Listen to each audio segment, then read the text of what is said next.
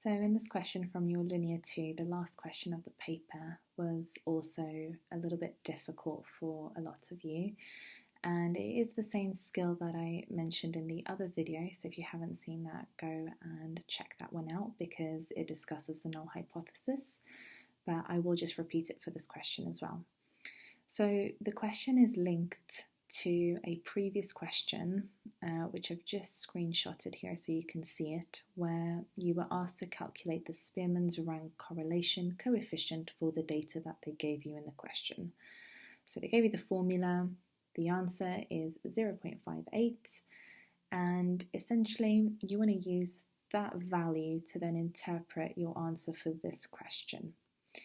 So the original experiment was conducted by some students, and this is what they got. But in this question C, it says that another group of students repeated the investigation and calculated that Spearman's rank correlation coefficient value, and it was 0.589. So still very, very similar.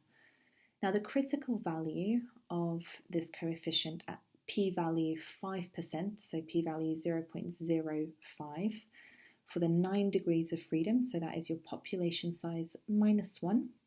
So there are 10, your n value is 10, minus 1 is 9, and the critical value is the value taken from the table.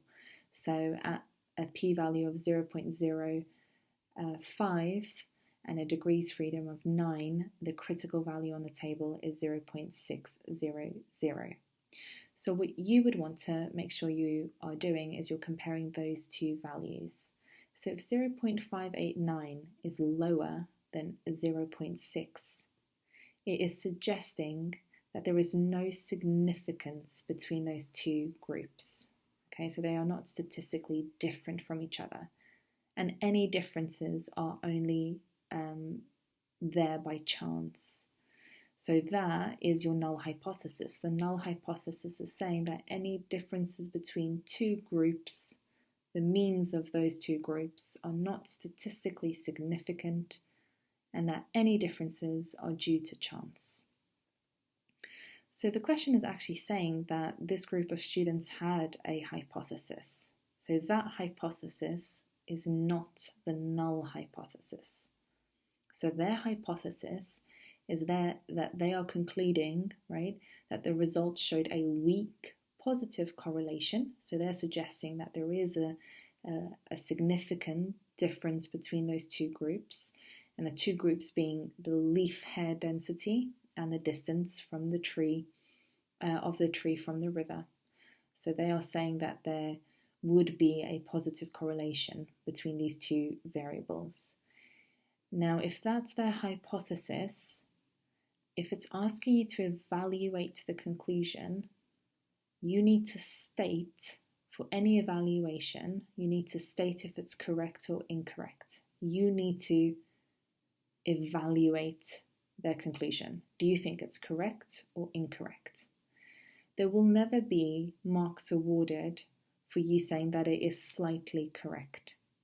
You need to make a bold statement. And in this case, you can be absolutely sure, 100% sure, that this statement is incorrect, because actually the statistical value was showing that the Spearman's rank coefficient is lower than the critical value, and anytime it is lower, we have to accept the null hypothesis. Okay? And if we're accepting that null hypothesis, we're saying that there is no statistical significant difference between those two variables. Okay, so let me just show you the mark scheme so you can see that. The conclusion is incorrect.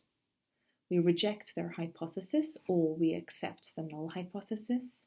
So therefore there is no relationship. There is no correlation whatsoever between those two variables, and any pattern seen is only due to chance, which is what the null hypothesis says. So if you're looking for a definition for null hypothesis, this is it, this mark right here.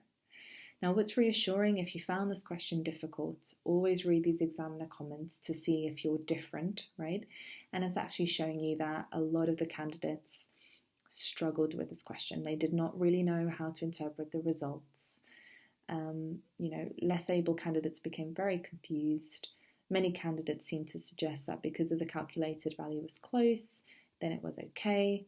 So it's just really important that you read these examiner comments to see where your answer falls, because grade boundaries are always adjusted by the cohort of students. I also just wanted to give you guys a model answer that the examiner's report has given. So it tells you that the Spearman's rank coefficient correlation value is below the critical value, so there isn't a significant correlation, and it may be due to chance, so their conclusion is wrong. Okay, so you have to always, for any evaluated exam question, you have to say if it's correct or incorrect, if it's right or wrong, and then you justify it using the values from the question. Okay, and it also just reassures you that getting 2 marks in this question is rare, but now that you've had this little tutorial, hopefully you feel a little bit more confident.